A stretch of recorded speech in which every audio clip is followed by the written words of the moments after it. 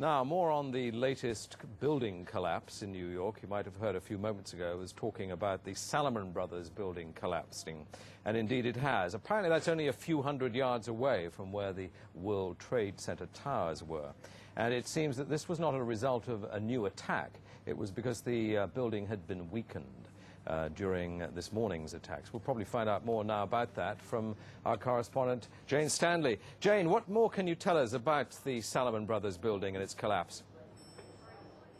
Well, only really what you already know. Details are very, very sketchy. There's almost a sense downtown in New York behind me, down by the World Trade Centers, of just an area completely closed off as the rescue workers try to do their job. But this isn't the first building that has suffered as a result. We know that part of the Marriott Hotel next to the World Trade Center also collapsed as a result of this huge amount of falling debris from 110 floors of the two twin towers of the World Trade Center.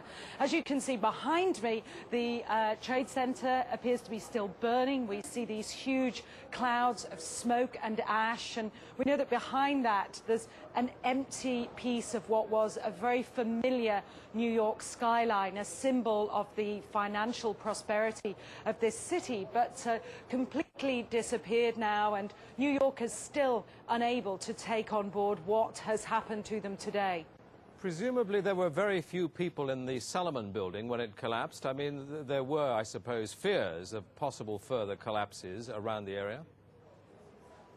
That's what you would hope, because this whole downtown area behind me has been completely sealed off and evacuated, apart from the emergency workers. That was done by the mayor, Rudy Giuliani, much earlier today because of, course, the dreadful collapse of the Twin Towers of the World Trade Center. But New York, very much a city still in chaos. The phones are not working properly, the subway lines are not working properly.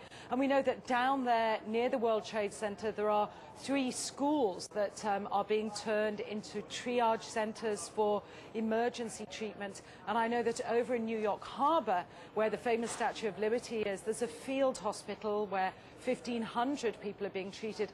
And we have heard, though it's unconfirmed as yet, that 100 New York City police officers have been taken there as well for treatment. But we do need to confirm those figures for the officers.